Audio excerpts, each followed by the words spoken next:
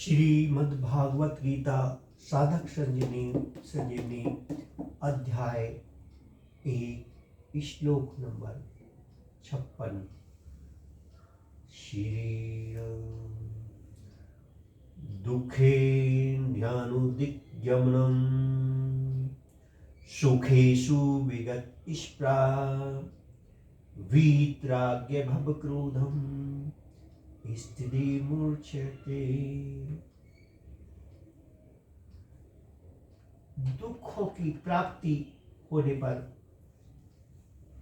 जिनके मन में उद्देश्य नहीं होता और सुख की प्राप्ति होने पर जिनके मन में इच्छा नहीं होती तथा जो राग भय और क्रोध से सर्वदा रहित हो गया है वह मनशील मनुष्य स्थिर बुद्धि कहा जाता है। व्याख्या। अर्जुन ने तो निश्चयप्रज्ञ कैसे बोलता है, ऐसा क्रिया की प्रधानता को लेकर प्रश्न किया था, पर भगवान भाव की प्रधानता को लेकर उत्तर देते हैं, क्योंकि क्रियाओं में भाव की मुख्य है। क्रिया मात्र भाव पूर्वक ही होती है।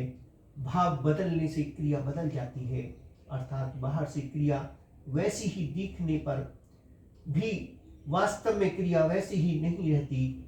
उसी भाव की बात भगवान यहाँ कह रहे हैं। दुखेन बुद्धिमना, दुखों की संभावना और उनकी प्राप्ति होने पर भी जिनके मन में उद्वेग नहीं होता, अर्थात कर्म करते समय कर्म करने में बाधा लग जाना, निंदा अपमान होना, कर्म का फल प्रतिकूल होना आदि प्रतिकूलताएं आने पर भी उनके मन में उद्गम नहीं होता। कर्म योगी के मन में उद्वेग हलचल न होने का कारण यह है कि उसका मुख्य कर्तव्य होता है दूसरों के हित के लिए कर्म करना, कर्मों की संगोपांग करना, कर्मों के फल में कहीं आसक्त ममता कामना न हो जाना, इस विषय में सावधान रहना। ऐसा करने से उनके मन में एक प्रसन्नता रहती है। उस प्रसन्नता के कारण कितनी ही प्रतिकूलता आने पर भी उसके मन में उद्गम नहीं होता। सुखेषु विगत इष्प्रा, सुखों की संभावना और उनकी प्राप्ति होने पर भी जिसके भीतर इष्टा नहीं होती, अर्थात वर्तमान में कर्मों का संगोपांग हो जाना, तत्कालीन आदर और प्रयास होना, अनुकूल फल मिल जाना आदि आदि अनुकूलताएं आने पर भी उनके मन में यह परिस्थिति ऐसा ही बनी रहे, यह परम स्थिति सदा मिलती रहे, ऐसी इच्छा नहीं होती। उनके अंतःकरण में अनुकूलता कुछ भी असर नहीं होती।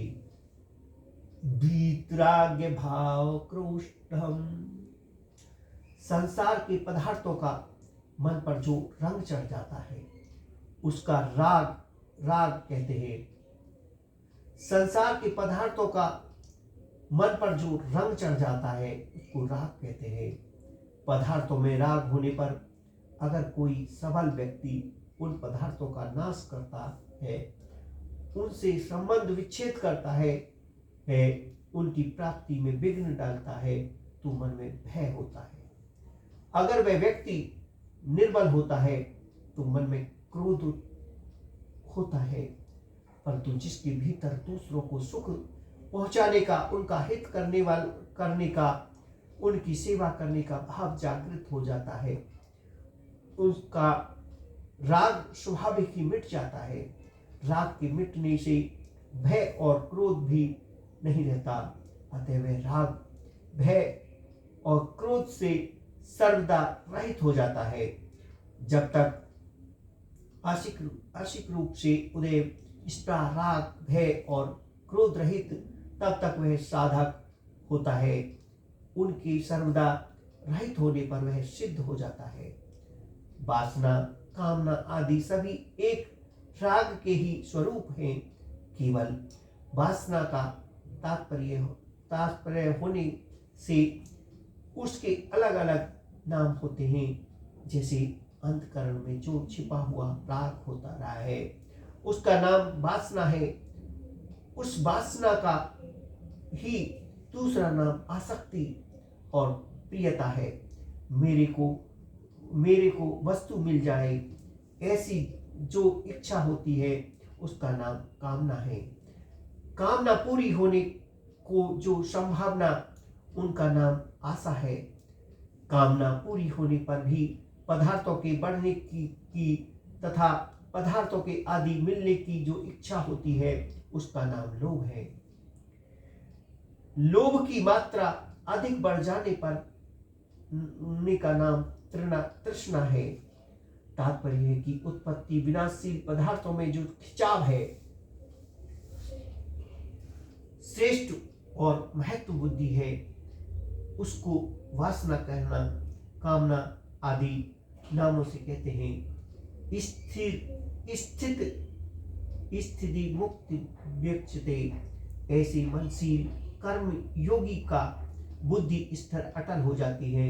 मुनि शब्द वाणी पर लागू होता है, इसलिए भगवान ने की प्रभासने के उत्तर में मुनि शब्द कह दिया है। परंतु वास्तव में मुनि शब्द केवल वाणी पर ही अवलिप्त नहीं है। इसलिए भगवान ने सहज में अध्याय से मौन शब्द का प्रयोग मानसिक तत्व में किया है।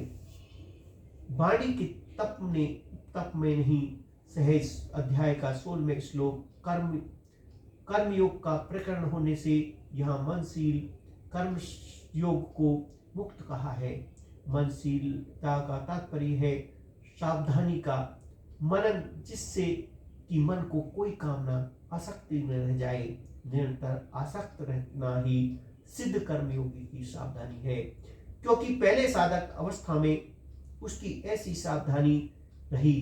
गीता के 3 अध्याय के 19वें श्लोक में वे इसी परमात्मा प्राप्त हुए। बोलो श्री राम, जय श्री राम।